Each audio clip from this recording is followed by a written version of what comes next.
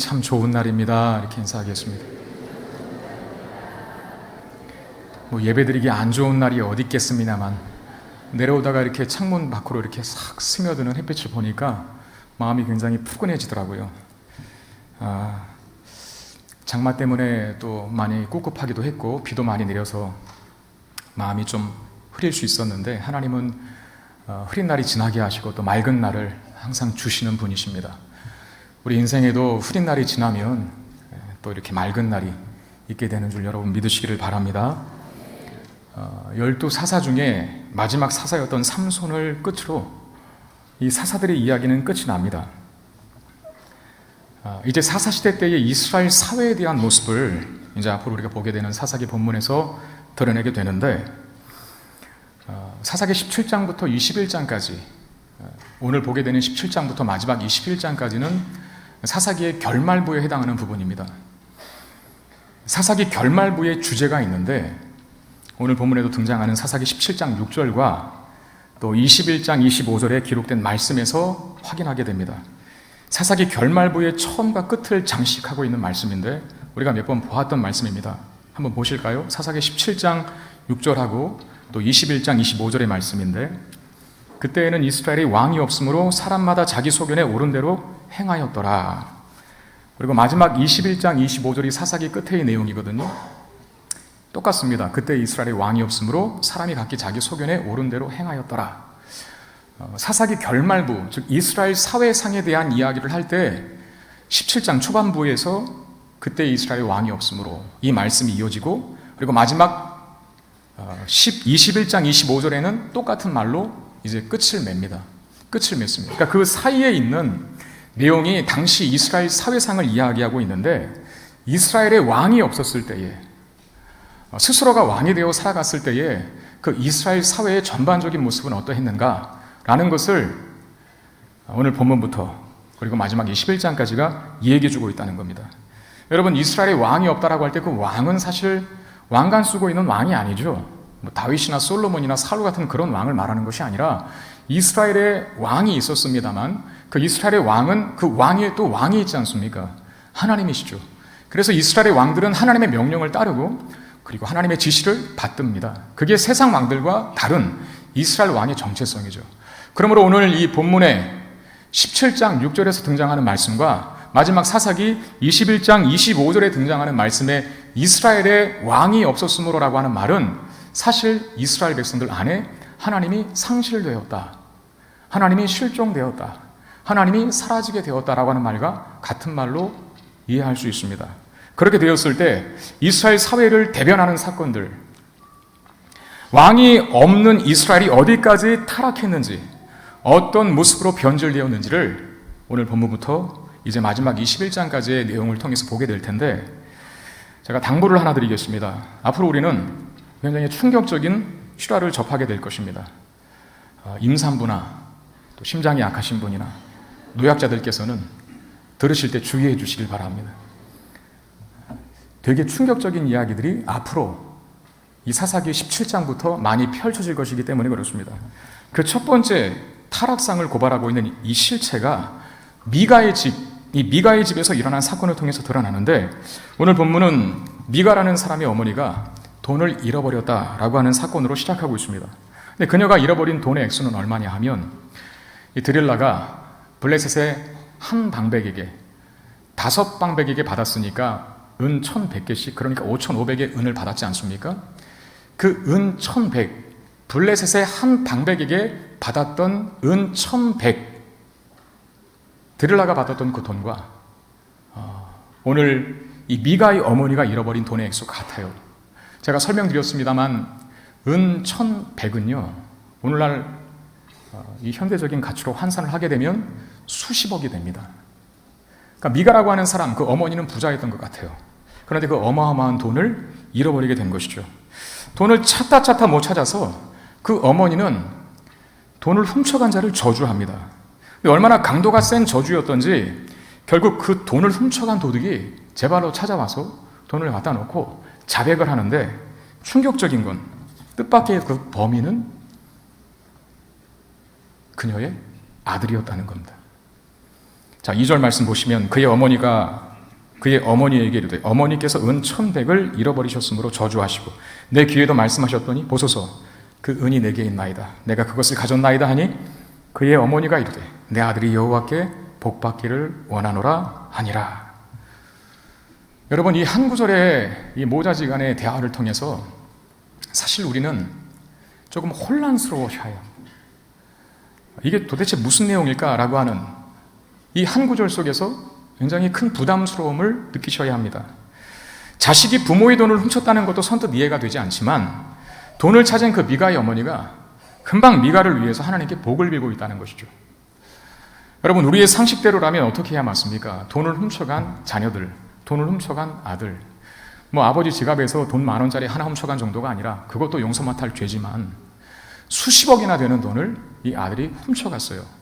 그리고 저주 때문에 갖다 내놓습니다. 그럼 그 어머니의 입장에서 어떻게 해야 맞습니까? 네가 이러고도 내 자식이냐? 훔칠 게 없어서 네 염이 돈을 훔치냐? 막 이렇게 혼을 내고 야단을 치고 이래야 맞는 것 아닙니까? 그런데 여호와께 복받기를 원하노라 이러고 있다는 것이죠.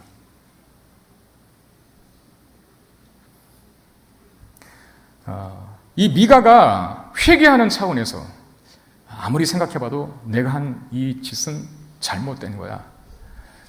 하나님 앞에 바른 게 아니야 라고 하면서 마음에 그리고 양심에 큰 가책과 찔림을 얻어 그 어머니 앞에 내놓은 것이 아니라 그 어머니가 한 저주 때문에, 그 저주가 그의 귀에 들렸다 하거든요.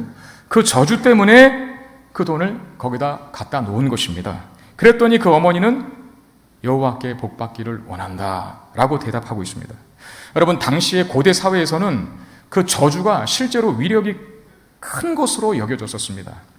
그 저주가 강한 앙심을 품고 있을 때 또는 강한 분노를 품고 있을 때에는 그 저주의 위력은 더 커졌을 겁니다. 지금 미가의 어머니가 돈을 훔쳐간 자를 저주했다라고 했을 때 그 저주의 강도를 한번 생각해 보라는 거예요. 한두 푼도 아니고 수십억입니다. 당시에 무슨 은행이 있던 것도 아니고 어디다 숨겨놨는데 분명히 없어졌으니까 누가 훔쳐간 거거든요. 그래서 찾지를 못하니까 훔쳐간 자를 그냥 있는 저주 없는 저주를 다하여 강력하게 분노와 앙심을 품고 저주를 했습니다. 근데 사실 그 강한 저주가 사실상 누구에게 하게 된 꼴이 된 것입니까? 아들에게 한 꼴이 됐습니다. 그러면 어머니의 입장에서 빨리 그 저주를 풀어줘야죠. 알아듣고 계신 것이죠? 예. 가끔씩 설교를 하다 보면 여러분들이 안 듣고 있는 것 같은 느낌이 탁탁 들 때가 있거든요. 예, 잘 들어주시길 바랍니다. 딴 생각하지 말라는 거예요. 저주를 했으니까 그 저주를 풀어줘야 돼요. 그 저주를 풀기 위해서 미가의 어머니는 강력하게 축복을 하고 있는 것입니다. 그래서 돈을 가져다 온, 내가 그것을 가졌나이다 라고 한 그 찾아온 아들에게 어머니가 내 아들이 여호와께 복받기를 원하노라 라고 하는 말이 그 의미죠. 강력한 저주를 빨리 풀도록 하기 위해서 강력한 축복을 하고 있다는 것이죠. 여러분, 여기서 뭘 봅니까? 이스라엘 백성들이 가나안의 주실적인 미신에 물들어 있음을 보게 된다는 거예요. 가나안 종교에 빠져 있다는 것을 보게 되죠. 삶을 말할 것도 없고 종교적인 형태마저도 세상 종교의 형태와 유사해지고 있다는 사실을 오늘 본문이 단서로 보여주고 있는 겁니다. 이 미가의 어머니는 받은 돈으로 미가를 위해서 신상을 부어 만들어 주겠다 합니다. 신상. 왜요? 왜 신상을 부어준다고까지 얘기했을까요? 축복만으로는 여호와께 네가 복받기를 원하노라 라고 했던 그 축복만으로는 저주가 풀리지 않을 것 같은 느낌을 받았기 때문입니다. 그래서 좀 더 세게 신을 감동시켜줘야 저주가 풀릴 수 있을 것이라 판단하고 신상을 내가 만들어 부어주겠다 라고 이야기한 것이죠. 3절 말씀 보시면 미가가 은 1,100을 그의 어머니에게 도로 주매 그의 어머니가 이르되 내가 내 아들을 위하여 한 신상을 새기며 한 신상을 부어 만들기 위해 내 손에서 이 은을 여호와께 거룩히 드리노라. 그러므로 내가 이제 이 은을 내게 도로 주리라 그랬습니다. 여러분, 신상을 새기고 또 신상을 부어 만드는 행위를 가지고 이 미가의 어머니는 뜻밖의 여호와께 드리는 거룩한 행위라 라고 그렇게 말합니다. 여러분들은 여기서 이 잘못된 행동을 지금 파악하고 계시나요? 여러분, 이스라엘 사회는 신상을 부어 만들거나 새긴 우상을 만들면 안 됩니다. 십계명의 제2계명을 어기는 것이죠. 너를 위하여 새긴 우상을 만들지 말며 아무 형상이든지 만들지 말라 라고 하는 이 십계명의 제2계명을 이 미가의 어머니는 어기면서도 여호와께 드리는 거룩한 행위라 그렇게 이야기하고 있다는 겁니다. 이 미가의 어머니는 은장색에게 은 200을 주어서 신상을 만들고 그것을 미가의 집에다 둡니다. 그러니까 미가의 집이 신상을 모신 신당이 된 것입니다. 오늘 본문에도 그 말이 정확하게 나오는데, 신당. 나중에 이스라엘 왕정시대에서 우리가 보게 되겠지만 그 왕정시대 때 그렇게 개혁 대상인데 개혁이 잘 안 됐던 그 신당들, 우상 숭배했던 그 장소들, 여기서 스타트되는 것 같아요. 그 신당이라고 하는 이름이 드디어 생기게 됩니다. 근데 이 신상만으로는 부족하다고 여겼는지 이 미가는 추가로 에봇과 드라빔을 만들어 그 신당에 놓게 됩니다. 그리고 그 신당에서 수종될 사람으로 자신의 아들을 제사장으로, 그 신당을 섬길 사람으로 제사장을 자신의 아들로 세우게 되는데, 5절 말씀 보시면 그 사람 미가에게 신당이 있으므로 그가 에봇과 드라미를 만들고 한 아들을 세워 그의 제사장으로 삼았더라 그럽니다. 여러분, 에봇이 뭔지 아시죠? 제사장들이 쉽게 말하면 성역을 행할 때 입었던 성의입니다. 거룩한 옷이라는 거예요. 그게 에봇입니다. 근데 그 에봇과 함께 뭘 만들었다고요? 드라빔. 이 드라빔은 뭐냐면 가나안의 그 작은 점을 치는, 가나안 백성들이 점을 칠 때 사용하려고 들고 다녔던 작은 우상 덩어리예요. 지금 그 두 개를 같이 만들고 있습니다. 그러니까 거룩한 것과 미신적인 것이 같이 있다는 것이죠. 여러분, 사실 오늘 본문 우리가 그냥 봤을 때에는, 17장을 그냥 읽었을 때에는 뭐 여호와라는 말도 나오고 제사장도 나오고 레위인도 나오고 뭐 거룩하게 드린다 또는 여호와께 복 받기를 원한다, 그리고 오늘 마지막 절도 여호와께 이제 복을 받을 것이다 라는 기대감에 끝나요. 대충 보면 아멘 할렐루야 그리고 끝날 수 있는 본문이거든요. 근데 자세히 보면 굉장히 뭔가 섞여 있는, 여러분, 우리가 유교 문화 속에서 태어나지 않았습니까? 저는 사실 유교를 믿지도 않는데 저희 집에서, 저희 나라에서, 저희 사는 동네에서 태어났다는 이유 하나로 명절 때마다 차려진 제사상 앞에 절을 해야 했습니다. 물론 그때는 제가 기독교인이 아니었죠. 그냥 재미로 했죠. 근데 그런 유교 문화와 여러분 기독교가 혼합되었을 때의 모습을 한번 생각해 보시길 바랍니다. 굉장히 난잡하게 됩니다. 그리고 변질됩니다. 그런 요소들을 잘 걸러내지 못할 때 우리는 여호와 하나님의 유일신 신앙, 그 순수한 신앙관들이 흐리멍텅해질 수도 있어요. 근데 사실 오늘 본문에서 보여주는 것은 거룩한 것도 같기도 하고 잘하는 집 같기도 한데 세속적인 것이 들어있고, 그리고 하나님을 위한다라고 얘기를 하고 있지만 여전히 자아중심적인 삶을 살아가는 이 섞일래야 섞일 수 없는 두 가지 형태의 삶의 모습이 이 한 미가의 집 안에서 일어나는 사건에 다 들어있다는 거예요. 뭘 말합니까? 변질되었다는 것이죠. 그리고 그 신당을 섬길 제사장을 세우는데 그 제사장으로 누구를 세웁니까? 여러분, 제사장은 누가 되어야 합니까? 그렇죠. 레위인 중에서 제사장이 됩니다. 그것도 아론의 계열, 아론의 후손들만 제사장이 될 수 있어요. 그런데 지금 미가는 자기가 세운 그 신당에다가 섬길 제사장을 두게 되는데 자기 아들을 제사장으로 세웁니다. 여러분, 이 미가는 레위인입니까? 레위인이 아닙니까? 오늘 본문 1절에는 뭐라고 얘기하겠습니까? 에브라임 산지에 살던 미가라 그랬습니다. 그러니까 이 사람은 에브라임 지파 사람이에요. 제사장을 세울 자격도 안 되고, 그리고 자기 아들은 더더욱 제사장으로 세워서는 안 되는 사람입니다. 그럼에도 불구하고 미가는 자기 아들을 제사장으로 세우고 있습니다. 거룩한 일을 하는 것 같지만 율법에 어긋나는 행동이 계속해서 발생합니다. 그러던 어느 날 미가에게 정통 레위인을 제사장으로 세울 기회가 찾아왔어요. 혈통적으로도 레위인인 이 레위 사람이 미가를 만나게 되는데, 미가는 정통 레위인 제사장을 원했고 레위인은 자신을 고용해줄 고용주를 찾고 있었습니다. 미가는 자기 아들을 제사장으로 세웠긴 했지만 이 정도로는 여호와께 완전한 복을 못 받겠구나, 뭔가 2% 부족하다라는 그런 느낌을 갖고 있었는데 마침 레위인이 제 발로 찾아 들어온 것입니다. 그를 만나서 그에게 제사장이 될 것을 권유하죠. 둘이 연봉 협상을 벌이기 시작합니다. 미가가 연봉을 제안하고 레위인은 그 제안을 받아들이는 형식으로 진행되게 되는데 10절 말씀 보시면 미가가 그에게 이르되 네가 나와 함께 거주하며 나를 위하여 아버지와 제사장이 되라. 내가 해마다 은 10과 의복 1벌과 먹을 것을 주리라 하므로 그 레위인이 들어갔더라. 자, 미가와 레위인 서로의 입장이 잘 맞아떨어져서 아주 합리적인 거래가 성사된 것처럼 보입니다. 그런데 여러분, 여기에 치명적인 결함들이 녹아있죠? 미가와 레위인 둘 다에게서 그 치명적인 결함들이 발견되는데, 여러분, 미가는 이스라엘 사람으로서 레위인 제사장을 세우려는 나름대로 신앙적인 행동을 하고 있는 것처럼 보이지만 이스라엘은 개인 신전을 둘 수는 없습니다. 성전은 예루살렘에만 있죠. 근데 지금 이 시점은 아직 성전이 만들어진 시기는 아니에요. 성막으로 하나님의 임재의 상징이 존재했었을 시기입니다. 그랬을 때 성막이 존재하고 성막을 모신 지역은 어디냐면, 지명은 어디냐면 실로였습니다. 실로. 그러니까 여기저기서 자기 자신을 위해서 개인 신전을 줄 수 없다는 것이죠. 이후에 여로보암 왕이 북이스라엘의 왕이 되고 하도 절기 때만 되면 이 남유다 예루살렘 땅으로 절기를 지키러 사람들이 내려가니까 자기네 땅 나라에다가 단과 부엘세라 두 개의 신전을 세워버리죠. 여러분, 그걸 하나님은 두고두고 기억하십니다. 그리고 악한 왕들을 이야기할 때는 그가 여로보암의 길을 따랐더라 이렇게 되거든요. 선한 왕들은 다윗의 길로 행하였더라라고 돼 있고, 악한 왕들은 여로보암의 길로 행하였더라라고 돼 있어요.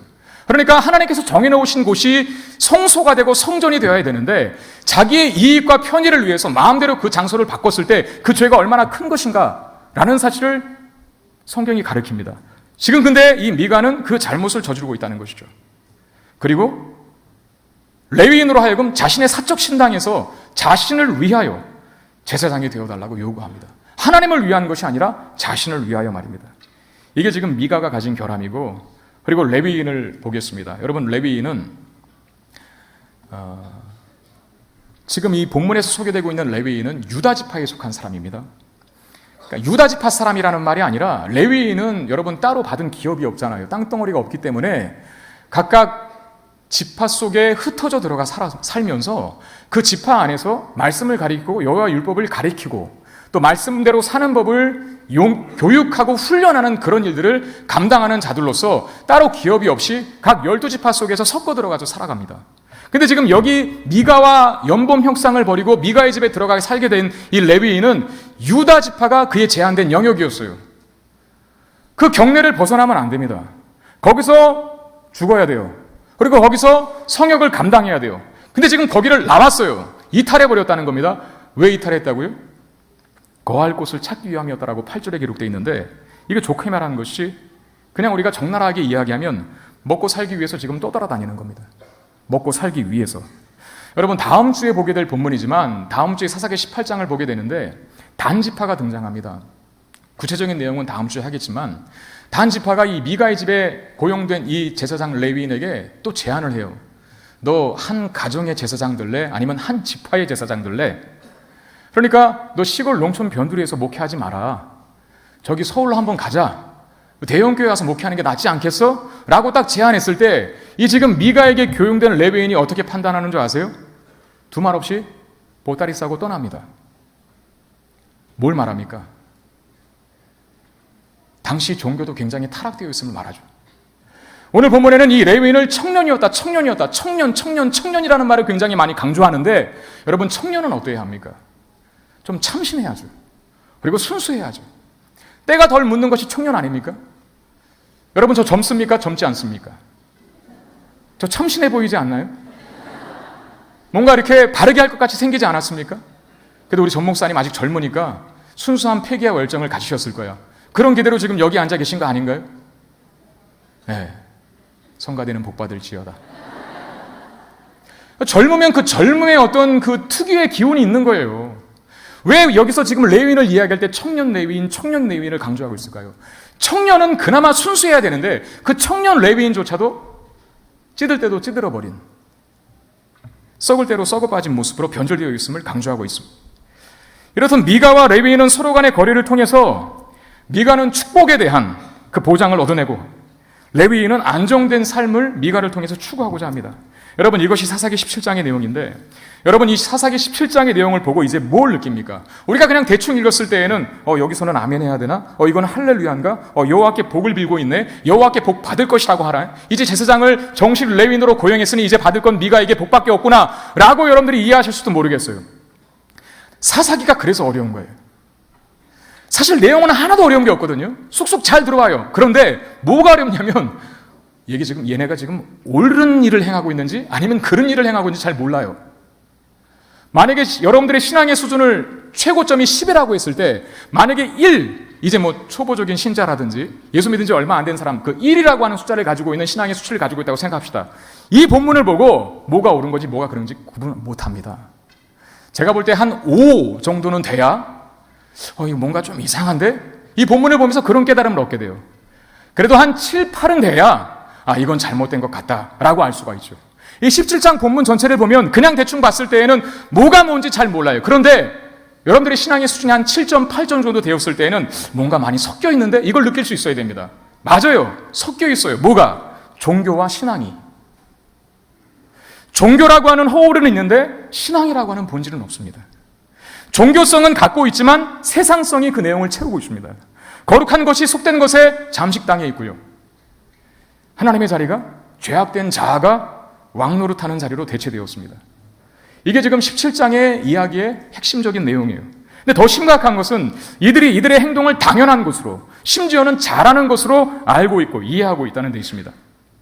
마지막 오늘 보면 13절 말씀에 보면 이렇게 되어 있죠. 이에 미가가 이르되 레위인이 내 제사장이 되었으니 이제 여호와께서 내게 복 주실 줄을 아노라. 이러고 끝난 거예요. 여러분, 부모가 자녀들을 키우면서 제일 화날 때가 있습니다. 너무 화가 나고 기가 막혀서 말이 안 나올 때가 있거든요. 그런 행동을 할 때가 있어요. 우리 자녀들이. 어떨 때입니까? 굉장히 잘못된 것을 잘하는 짓인 양 그렇게 알고 행동할 때 부모는 말문이 턱 막히고 기가 막히고 참 가슴이 답답해 오죠. 물론 어린 자녀를 두고 하는 얘기입니다. 우리 어린 자녀들이 때로는 방바닥에다가 또는 벽지에다가 유성매직으로 낙서를 해놓고 아빠 나 그림 잘 그렸지? 여러분 제가 유성매직이라고 했어요. 유성매직은 잘 안 지워집니다. 수성매직은 지워지는데 유성매직은 안 지워져요. 그 유성매직으로 방바닥에다가 또는 벽에다가 낙서를 해놓고 아빠 나 그림 잘 그렸지? 라고 한다면 우리 머리 끝까지 화가 나지 않겠습니까? 가위질 한답시고 5만 원짜리 지폐에 새겨져 있는 신사임당 얼굴을 오리면서 아빠 나 잘 오리지? 그렇게 한다고 한번 생각해 보십시오. 화가 나다 못해 말문이 턱 막힐 겁니다. 여러분 지금 오늘 본문의 끝은 미가가 레위인이 내 제사장, 여러분 제사장이 어떻게 사적 제사장이 될 수 있습니까? 하나님을 위한 제사장도 아니고 내 제사장이라 그래요. 내 제사장이 되었으니 그러면서 기대하는 게 뭡니까? 이제 여호와께서 내게 복 주실 줄 아노라. 이게 지금 우리의 자녀들이 우리를 답답하게 하는 것과 동일한 모습이라는 거예요. 너무나 멀리 가 있고 너무나 타락했고 너무나 변질되어 있으면서도 불구하고 자신들이 하는 행동이 잘잘못을 모르고 있고 심지어 당연하고 잘하는 것으로 이해하고 있다는 것입니다.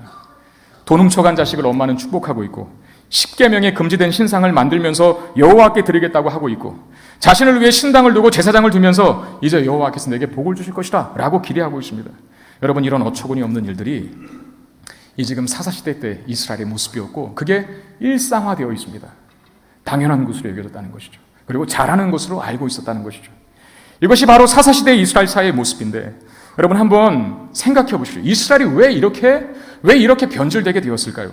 오늘 6절이 그 이유를 분명하게 대답해 주고 있습니다. 6절 말씀 우리 한번 다 같이 한번 읽어보도록 하겠습니다. 6절입니다. 시작. 그때에는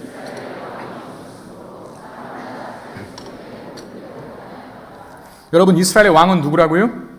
하나님이십니다. 이스라엘의 왕은 하나님이십니다. 그 이스라엘의 왕이 없었다라고 합니다. 그러니까 이스라엘이 하나님을 왕으로 인정해야 하지 않고 왕으로 대접하고 대우하지 않았다는 뜻이에요. 그리고 반대로 자기 소견에 옳은 대로 행하고 있다라고 합니다. 그러니까 자기 소견에 옳은 대로 행했다라고 하는 말은 뭐 이스라엘 사회 이제 드디어 이스라엘 백성들이 좀 자랐다, 독립심이 생겼다 그런 말이 아니라 지 멋대로 하고 살았다는 뜻입니다. 지 멋대로. 근데 여러분 오늘 본문에서 확인하는 것처럼 이 이스라엘 사회에 이 미가의 집에서 보게 되는 내용을 보면 이 이스라엘 사회에 하나님이 인정되고 있습니까? 아니면 인정되지 않고 있습니까? 인정되고는 있어요. 왜? 여호와라고 하는 이름. 여러분 삼손이 마지막 죽을 때 한 번 불렀던 그 이름이 여호와 이름이었거든요. 우리 삼손 보았지만 삼손은 죽어도 기도를 안 했어요. 지 마음대로 살았고 여호와 하나님을 잘 안 불렀어요. 목마를 때, 목말라서 죽게 될 때 그냥 당신이라고 하는 말만 했어요. 그리고 마지막에 이제 머리 다 뽑히고 이제 머리가 자라서 마지막 힘을 내게 주십시오 하면서 이 블레셋 군대와 자폭해서 성전 무너뜨리며 죽을 때에 그때 딱 한 번 여호와라고 하는 이름을 불러요. 근데 오늘 본문은 17장은 1절부터 13절까지 되어 있잖아요. 긴 본문이 아닙니다. 긴 본문이 아님에도 불구하고 여기서 삼손은 굉장히 제일 긴 사사의 내용을 가지고 있던 삼손은 단 한 번 그의 일생에 한 번 여호와라고 하는 이름 불렀어요. 그런데 오늘 미가와 그 미가의 어머니의 입을 통해서 무려 여호와 언약의 이름이신 하나님의 이름이 여호와 하나님의 이름이 3번이나 불려집니다. 그리고 레위인, 제사장, 여러분 그 이름만 들어도 굉장히 거룩해 보이지 않나요? 그리고 여호와께 내게 복 주시기를 원하노라. 그리고 이제 내가 여호와께 복 받을 줄 아노라 라고 하는 굉장히 신앙적이고 종교적인 표현들이 자주 반복되고 등장합니다. 그럼에도 불구하고 사사기 저자는 오늘 6절에서 이스라엘에 왕이 없었다라고 말하고 있어요. 하나님이 안 계신 것이 아니라 하나님이 그들을 완전히 떠나버린 것이 아니라 이스라엘 백성들이 하나님을 인정하지 않고 하나님을 하나님으로 대우해 주지 않고 있다는 말을 이스라엘에 왕이 없었으므로라고 하는 말로 통해서 하는 것입니다. 그러니까 이스라엘이 주인 되셔야 할 하나님이 오히려 이스라엘의 종이 되어 있다는 것이죠. 왕은 나고 왕인 나의 수종을 드는 자는 하나님이시라라고 하는 뜻이죠. 이게 신앙의 변질입니다. 하나님은 있지만 그들이 하나님은 여전히 부르고 있고 찾고 있지만 하나님이 왕이 아니라 내가 왕이 되어서 그럼 하나님은 그들에게 어떤 존재인가? 종이죠. 종. 부려먹는 자신들의 평안과 자신들의 안일과 자신들의 부와 번영을 위해서 필요한 신으로 전락되어 있다는 겁니다. 여러분 10절에서 미가는 그 레위인에게 나의 아버지가 되어달라 그랬거든요. 나의 아버지가. 근데 그 다음 구절인 11절에서는 이 레위인이 미가의 아들 중에 하나와 같이 되었다 그랬어요. 처음에는 나의 아버지가 되어달라고 그렇게 협상을 했는데 이제 실제적으로 가보니까 미가의 아들이 되어 있다는 겁니다. 이게 뭡니까 여러분? 외형적인 모습은 레위인이 미가 위에 있지만 실제는 레위인이 미가 아래에 있는 것입니다. 그러니까 지금 이 미가는 신적인 것을 부려먹겠다는 뜻이에요. 다시 말하면 자기 마음대로 조종하겠다는 뜻입니다. 지금 이스라엘 사회가 하나님을 그런 식으로 대하고 있다는 것에 고발인 것이죠. 여러분 근데 이렇게 되면 문제는 뭐가 생깁니까? 가나안 사람들과 여기 지금 사사기의 배경이 되고 있는 땅이 가나안이잖아요. 가나안 땅. 그 가나안 땅, 즉 이방인들과 이스라엘 백성이 다를 바가 없어지게 됩니다. 구별됨을 상실케 돼요. 하나님이 왕이 아니라 하나님이 종이 되었을 때 하나님은 단지 내 필요를 그리고 내가 원하는 일을 들어주는 분으로만 이해되었을 때에는 가나안 사람들이 섬기는 신을 대하는 방식과 이스라엘 백성들이 여호와 하나님을 대하는 방식이 다를 바가 없게 된다는 겁니다. 여러분 하나님께서 이스라엘을 출애굽시키시고 그러니까 애굽에서 탈출시키시고 가나안 땅에 들이신 그 원론적인 이유에 대한 질문을 한번 다시 해봅시다. 왜 그렇게 하셨습니까? 출애굽기 19장 6절 애굽에서 탈출한 이스라엘 백성들을 광야에 들이시면서 하나님께서 분명히 말씀하셨어요. 뭐라고? 네가 나에 대하여 제사장 나라가 되게 할 것이라. 제사장 나라가 뭡니까? 왕 되신 하나님의 말씀에 순종하여 살아가는 그 구별된 삶을 통해서 열방에 하나님을 증거하고 선포하는 나라. 그러니까 하나님과 하나님을 모르는 열방, 그 세상을 중간에 이스라엘이 중매하는 거예요. 중매쟁이의 역할. 그게 바로 제사장 나라입니다. 그 일을 위해서 가나안 땅에 들이신 거거든요. 지금 근데 본문은 계속해서 미가는 나를 위하여라고 그런 말이 반복되고 있거든요. 사실은 여호와 하나님을 위하여 이런 말로 가득 채워져 있어야 하는데 나를 위하여 하나님이 존재하는 거예요. 그게 이방 종교와 다를 바 없다는 거예요. 여러분 창세기 12장에 보면 아브라함이 하나님께 부름을 받은 그 소명 기사가 있습니다. 이스라엘의 조상 맨 꼭대기 간단하게 생각하자면 아브라함입니다. 아브라함을 통해서 민족과 후손의 번성을 약속하셨죠? 그 민족이 이스라엘 나라가 되는 겁니다. 아브라함과 아브라함의 아들 이사 그리고 야곱이 12아들을 낳잖아요. 그 12아들이 이스라엘의 근간이 12지파가 되는 것입니다. 그 아브라함을 최초로 하나님께서 소명하실 때 어떻게 말씀하셨냐 하면 창세기 12장 1절 3절 말씀입니다. 여러분 한번 같이 읽어주실래요? 같이 읽겠습니다. 시작. 여호와께서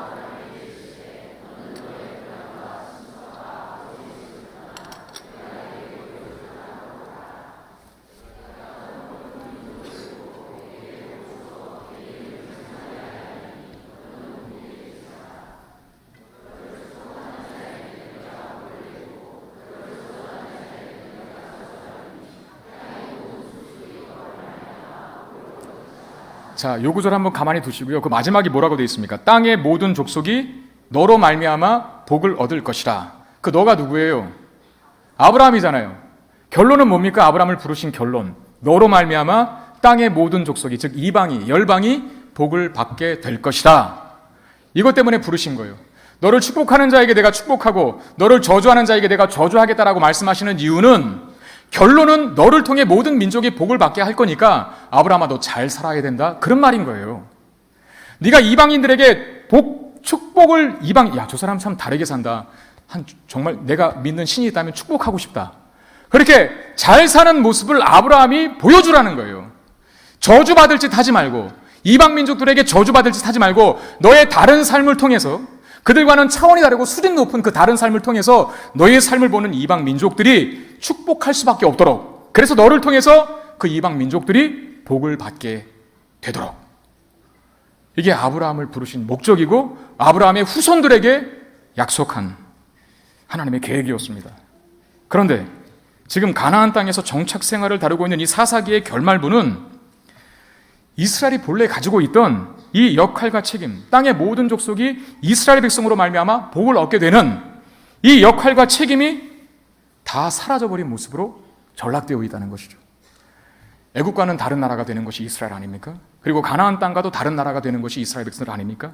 열방의 하나님을 드러내는 제사장 나라가 되어야 될 이 책임과 사명, 그것을 가슴에 부여 안고 가나안 땅으로 들어갔는데, 한 민족이 되어서 가나안 땅에 드디어 들어갔는데, 그 가나안이라고 하는 세상의 영역 속에서 그들은 하나님께서 그들에게 가지고 있었던 제사장 나라로서의 역할과 그 사명은 온데간데 없고 자기의 보신을 위해서만, 자기 자신의 안위를 위해서만 살아가고 있는 모습으로 변질되었다는 겁니다. 여호와 신앙이 세상 종교와 다를 바 없게 되었다는 것이죠.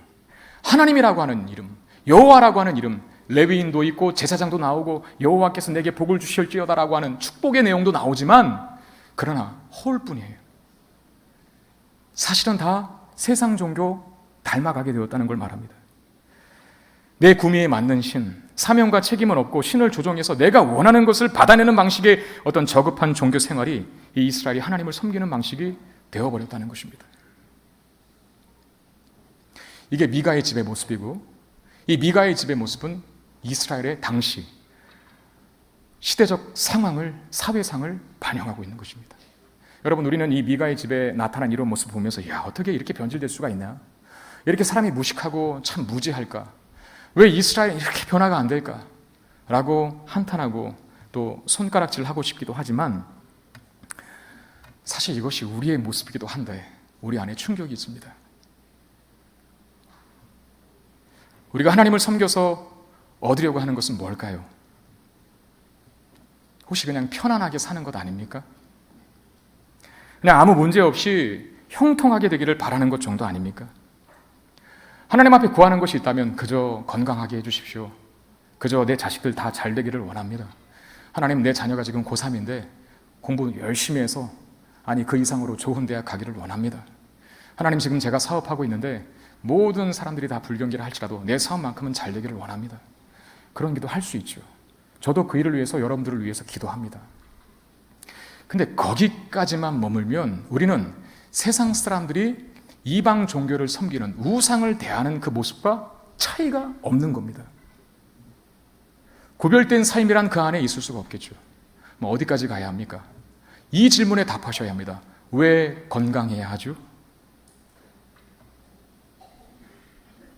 왜 우리의 자녀가 좋은 대학 가야만 합니까? 왜 내 사업이 잘 돼야 하죠? 이 다음 질문에 대한 답을 갖고 있어야 우리는 드디어 제사장 나라가 되는 거예요. 근데 이스라엘은 거기서 멈춰버렸습니다. 하나님의 이름이 거론되고 있지만 자신의 필요를 채우는 분 정도로, 늘 강조하지만 알라딘의 요술램프 그 이상도 그 이하도 아니에요.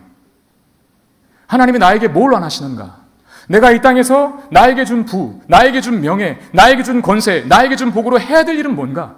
라는 고민이 없다는 것이죠. 그러면 종교는 타락합니다. 그러면 교회는 변질되게 되어 있습니다. 우리 개인의 신앙도 마찬가지입니다. 왜 건강해야 합니까? 왜 좋은 직장 다녀야 합니까? 왜 내 사업이 흥해야 합니까?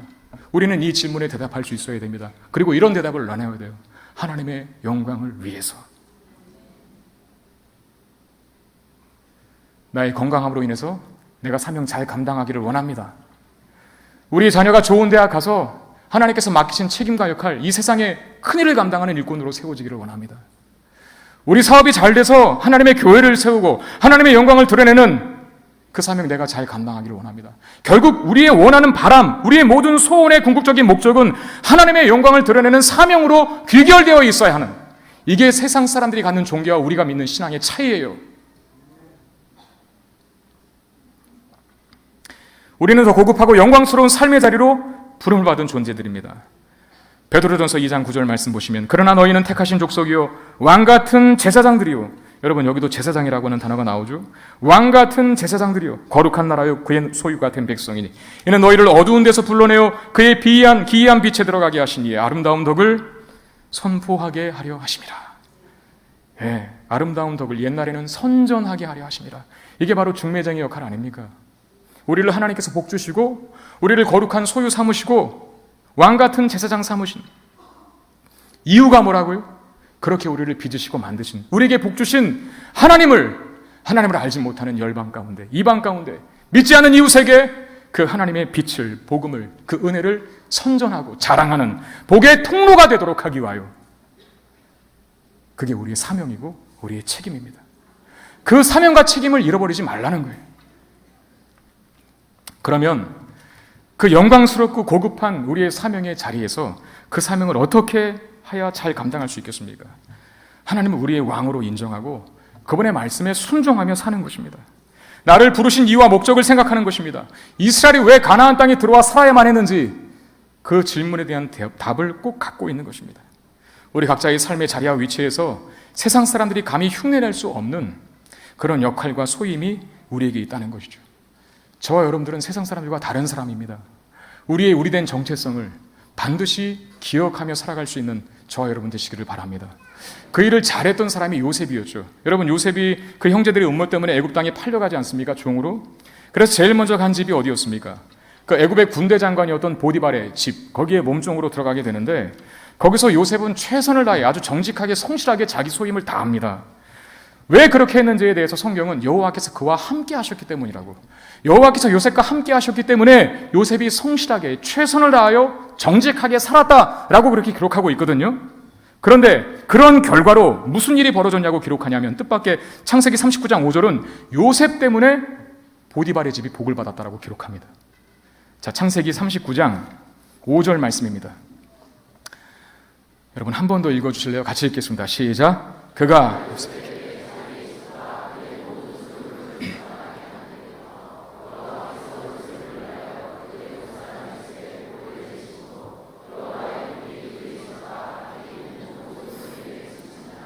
여기 한번 자막 납두시고요. 여호와께서 요셉에게 자기의 집과, 여기 그는 누굽니까? 그가라고 시작했는데 보디발을 말해요. 보디발이 요셉에게 자기의 집과 그의 모든 소유물을 주관할 때부터 여호와께서 요셉을 근데 위하여가 잘못된 번역인 것 같아요. 제가 볼 때 원문으로 보니까 때문에라고 하는 말의 뜻이 더 크거든요. 그러니까 요셉 때문에가 맞습니다. 요셉 때문에 그 결과 무슨 일이 일어났다고요? 애굽 사람의 집에 복을 내리심으로 여호와의 복이 그의 집과 밭에 있는 모든 소유에 미쳤다. 요셉이 여호와께서 함께 하심으로 성실하고 정직하게 최선을 다해 살아감으로 결국 복받은 자가 누구냐? 요셉이 아니라 요셉이 섬기고 있던 이방 사람, 애굽 사람 보디발이었다는 거예요. 그의 집에 모든 소유에 여호와의 복이 미쳤다라고 기록되어 있습니다. 여러분, 이게 바로 우리의 역할입니다. 이게 바로 우리의 역할입니다. 우리를 보내신 자리, 우리의 위치, 우리가 있는 곳, 우리 때문에 주변이 복을 받을 수 있어야 되는 거예요. 우리 때문에 어두운 곳이 밝아질 수 있어야 되는 것입니다. 우리 때문에 가난한 곳이 부유해질 수 있어야 되고, 우리 때문에 죽음의 그늘이 만연하는 곳이 생명의 기운으로 넘쳐날 수 있어야 한다는 것입니다. 그게 복받은 우리의 사명이고, 그 복을 흘려보내야 할 책임이 저와 여러분들에게 있는 것입니다. 그래야 은혜의 영적 선순환이 일어나요. 순환이 일어나야만 썩지 않습니다. 고인물은 썩어져 버려요. 우리가 받은 복을 계속해서 죽어가는 많은 땅들을 위해서 보내고 또 보내고 또 보내야 합니다. 그랬을 때 하나님께서는 더 많은 복을 우리에게 채워주시죠. 그리고 그 복을 통해서 또 다른 누군가가 나를 통해서 살아갈 수 있도록, 새 생명을 얻을 수 있도록. 요셉이 거하는 곳마다 감옥에도 요셉 때문에 감옥에 있는 사람들이 복을 받고, 요셉 때문에 애굽의 왕이 복을 받고, 요셉 때문에, 기근 때문에 죽어가는 수많은 나라 사람들이 복을 받고 생명을 얻잖아요. 그게 우리의 역할이라는 겁니다. 가나안 땅에서 해야 될 사명이라는 겁니다. 그 사명은 어떻게 돼야만 감당할 수 있는가? 여호와께서 우리의 왕이 되셔야 됩니다. 하나님의 말씀에 순종하며 그 말씀대로 살아가는 다른 삶을, 구별된 삶을 열방에게 보여주는 겁니다. 우리가 믿는 신앙, 내가 믿는 하나님은 너희들이 믿는 저급한 우상과는 다르다 라는 걸 보여줘야 되죠. 그렇구나, 이스라엘이요, 기독교인들이요, 교인들이요, 너희들이 믿는 하나님은 정말 내가 알고 있던 그 우상과는, 그 신과는 너무나 다르구나. 그 하나님이라면 나도 믿겠다 라고 답변을 줄 수 있도록, 답을 할 수 있도록 우리는 그러한 삶을 살아야 합니다. 그 삶은 우리가 내가 주인이 아니라, 내가 왕노릇하는 것이 아니라, 내 마음대로 살아가는 것이 아니라 여호와 하나님께서 우리의 왕이 되어 그 말씀에 순종할 때 나타나게 되는 줄 믿습니다. 따라합시다. 이스라엘의 왕은 하나님이십니다. 우리의 왕도 하나님이십니다. 그 왕께서 우리의 삶을 지배해 가시도록 맡기십시오. 그러면 우리도 그 안에서 말할 수 없는 삶의 아름다움과 영광스러움을 누리게 될 것이고, 기쁨과 감격과 보람과 영적인 희열을 누리며 살아가게 될 것입니다. 이 삶을 살아가는 저와 여러분 되시기를 주님의 이름으로 축원드립니다. 하나님 은혜와 사랑을 감사드립니다. 우리 자신의 신앙을 다시 한번 돌이켜보고 점검합니다. 하나님, 내가 왜 하나님을 믿고 있는지요? 무엇 때문에? 도대체 무슨 이유 때문에? 하나님, 저를 부르신 부르심의 사명과 소임과 역할과 책임을 생각하지 않으면, 하나님, 저는 한낱 하나님 모르는 사람이 우상을 섬기는 것과 전혀 다를 바 없는 모습이라는 것을 오늘 말씀을 통해서 확인하게 되었습니다. 하나님이 왜 나를 부르셨는지, 왜 나에게 복을 주셨는지, 왜 나에게 충만한 은혜로 채워주셨는지 우리 기억하고 알게 하시사 복의 통로로 우리가 사용될 수 있도록 은혜 베풀어 주시옵소서. 우리가 받은 복과 은혜를, 그 복이 없어, 그 은혜가 없어 허덕이고 죽어가는 우리의 주변의 많은 사람들에게 증거하고 나눌 때 하나님께서 우리 안에 더 많은 복과 은혜로 채워주실 줄 믿습니다. 그 은혜의 영적 선순환이 늘 일어나는 삶을 살아가는 우리 모두가 되게 해 주시옵소서. 우리 주 예수 그리스도 이름으로 간절히 기도드리옵나이다. 아멘.